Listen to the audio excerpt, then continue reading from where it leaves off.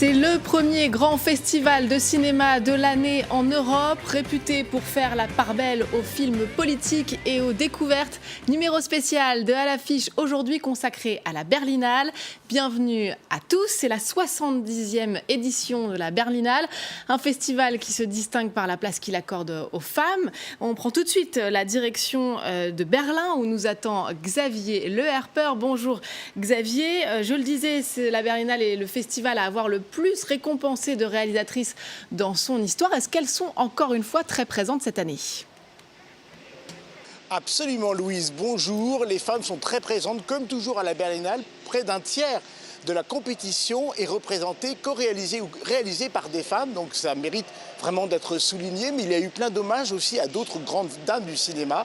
Par exemple, l'immense Hélène Mirren qui a fait l'objet d'un hommage cette année. Hélène Mirren qui a travaillé avec les plus grands au cinéma, Peter Greenaway, Stephen Frears, John Boorman, et qui est une féministe politique depuis toujours. Et puis il y a eu la diffusion d'un documentaire de près de 4 heures sur Hillary Clinton, un documentaire à la fois intime mais personnel, politique et professionnel, une grande figure de la politique américaine. Le documentaire sera diffusé à partir du 16 mars sur Canal+, et il a été réalisé par une femme, bien sûr, Nanette Burstein.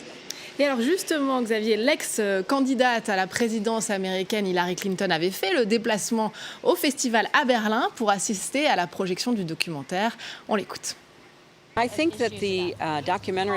Je pense que le documentaire montre parfaitement ma vie personnelle et professionnelle.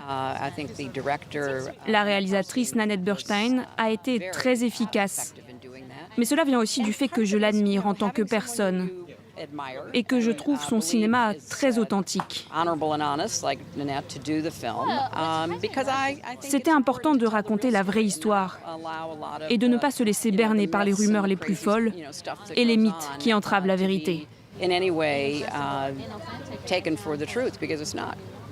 Voilà, une large place accordée aux femmes, d'autant plus remarquée cette année que vient de tomber le verdict dans l'affaire Weinstein, jugé coupable d'agression sexuelle et de viol. D'ailleurs, Xavier, dans cette programmation de la Berlinale cette année, elle entre largement en résonance avec les questions soulevées par le mouvement MeToo.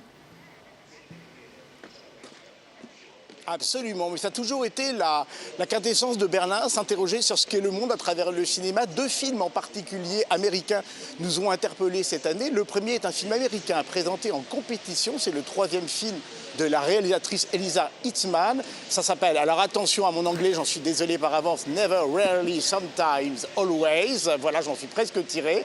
Et c'est l'histoire d'une jeune mineure qui quitte sa Pennsylvanie le matin pour aller à New York pour tenter de se faire avorter. Je vous propose de regarder quelques images.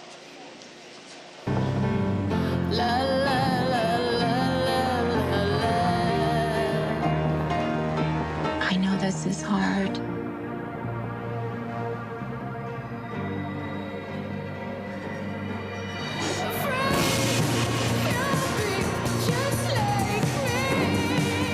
I'm going to ask you some questions. They can be really personal. Just answer either never, rarely, sometimes, or always. Un film militant, salutaire, indispensable pour rendre hommage au planning familial aux États-Unis et pour dire que les femmes ont le droit, ont le libre arbitre de leur corps à l'époque d'une Amérique trumpiste qui n'est pas toujours très favorable justement à ce droit extrêmement légitime. Et puis, il y a un autre film pour lequel j'ai eu un coup de cœur, ça s'appelle The Assistant. C'est le premier film d'une documentariste, Kitty Green, et elle raconte le quotidien d'une esclave moderne. Elle travaille, cette jeune femme, dans un bureau, dans le cinéma justement, écho à l'affaire Weinstein, et elle n'est rien d'autre qu'un esclave déconsidéré par tous ses camarades, par tous ses collègues. Et c'est un film froid, clinique, là aussi indispensable, pour dire que les femmes ne sont pas égales aux hommes dans le milieu du travail, hélas. Voilà, la Berlinale qui se fait, comme à son habitude, très politique. Autre temps fort, Xavier, dans cette édition 2020, c'est la présentation de Pinocchio. Là, on est dans le conte, dans la féerie. C'est signé Matteo Garrone. Et c'est un film qui ressemble à Matteo Garrone, à son sens du lyrique. C'est un très beau film au sens esthétique du terme. C'est une adaptation très fidèle, évidemment, du conte de Collodi. Et le film sortira début avril sur nos écrans. Voilà, Roberto Benigni qui joue Geppetto dans le film et qui avait lui-même tourné et interprété Pinocchio en 2002 dans un film qui avait fait un flop tant côté critique que public. L'acteur italien joue donc le rôle de Geppetto et avec son sens de la dérision légendaire, il n'a pas manqué de faire le show lors de la conférence de presse. Regardez. Però devo dire che è stato per me un miracolo. Sono forse l'unico attore al mondo che è riuscito a fare Pinocchio e Geppetto, tutti e due. Scusa, è un miracolo veramente. Ecco, quasi finito, dai. Pinocchio, dai, di qualcosa. Muovi la bocca al tuo babbo. Ecco, di babbo. Babbo. Babbo. Alors, 18 films sont en lice pour l'Ours d'Or. Xavier, et je crois que vous avez un mot pour résumer un peu cette compétition 2020. Le mot, ce serait résister, résistance. Et la preuve en est avec le film français en compétition de Kerverne de Lépine, Effacer l'historique. C'est vraiment la résistance par l'humour, par le second degré, au consumérisme. Trois paumés, on va le dire, interprétés par Blanche Gardin, Denis Podalides et Corinne Maziero, essayent de se débarrasser de toutes nos addictions modernes, les réseaux sociaux, les achats compulsifs. C'est très drôle, c'est très cinglant, c'est très méchant, c'est très bien produit, terriblement bien écrit et ça a été un gros carton lors de la projection officielle. Je vous propose d'ailleurs, en mise en bouche, de regarder quelques images. C'est ma fille, hein. Ça, c'est le portable de la gosse qui a fait la vidéo. J'ai écrit 42 lettres recommandées à Facebook. Aucune réponse, rien. Je vais pourrir ta vie comme t'as pourri la mienne. Hein? Je vais te spoiler la face. Moi, tu vois, c'est sur l'application client. I am a taxi driver. I need more star. Okay. You are alone to do? No, we are alone. C'est pire qu'un bracelet électronique, cette merde. Saloperie. Les vidéos qui sont parties en enfer dans un data center hyper sécurisé. On va aller les chercher nous-mêmes.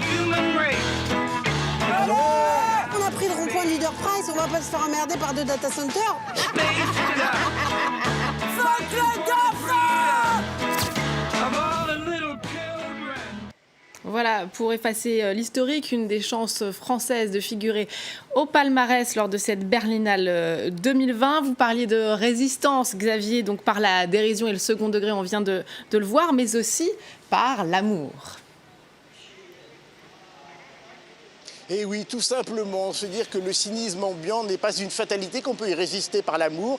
Et c'est le sujet du très beau film First Cow de l'américaine Kelly Reichardt, qui a une carrière depuis 25 ans un peu elliptique comme ça, mais on est ravis de la retrouver cette année à Berlin. C'est un western atypique à contre-courant du genre. C'est l'histoire, donc dans l'Ouest sauvage, d'un jeune cuisinier qui va amadouer tout un village grâce à ses gourmandises et ses gâteaux sucrés. Mais le problème, c'est que pour pouvoir réaliser ses pâtisseries, il est obligé de voler du lait à un riche propriétaire qui, évidemment, ne va pas l'entendre de cette manière. Un film envoûtant, un film poétique, un film, moi, vraiment, qui m'a touché. Et puis mon autre coup de cœur cette année, c'est résister aussi par la féerie, par l'amour absolu. Et c'est le sujet du film Ondine, le film de Christian Petzold qui sortira chez nous le 1er avril. Alors c'est une histoire d'amour comme on n'ose presque plus les faire aujourd'hui. Et tant mieux, on est ravis de la découvrir cette année à la Berlinale. C'est l'histoire d'une femme qui aime beaucoup l'eau, j'essaie de ne pas trop en dire évidemment, qui va tomber amoureuse d'un très beau scaphandrier. Et voilà, c'est un film qui ose effectivement dire le romantisme échevelé. Et c'est bouleversant, c'est magnifique et c'est interprété par la très belle Paula Abert que l'on avait pu découvrir dans le France de François Ozon. Très beau film. Et voilà, vive l'amour et la poésie. Merci beaucoup Xavier, très bonne fin de festival et évidemment merci à vous de nous avoir suivis. N'oubliez pas de nous retrouver sur notre site internet france24.com ainsi que sur tous nos réseaux sociaux. Je le rappelle, l'Ours d'Or de cette 70e Berlinale sera remis par le jury de Jeremy Irons ce samedi 29 février. D'ici là, on se quitte sur des images de Ondine du réalisateur allemand Christian Petzold présenté en compétition. Je vous laisse découvrir et vous dis à très vite. Undine? Es ist mir runtergefallen. Das Bein ist abgebrochen, aber ich habe es wieder geklebt.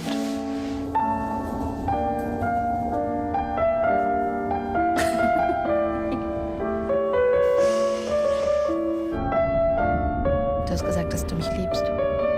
Für immer. Das hat hat mich glücklich gemacht. So glücklich, wie ich noch nie glücklich war.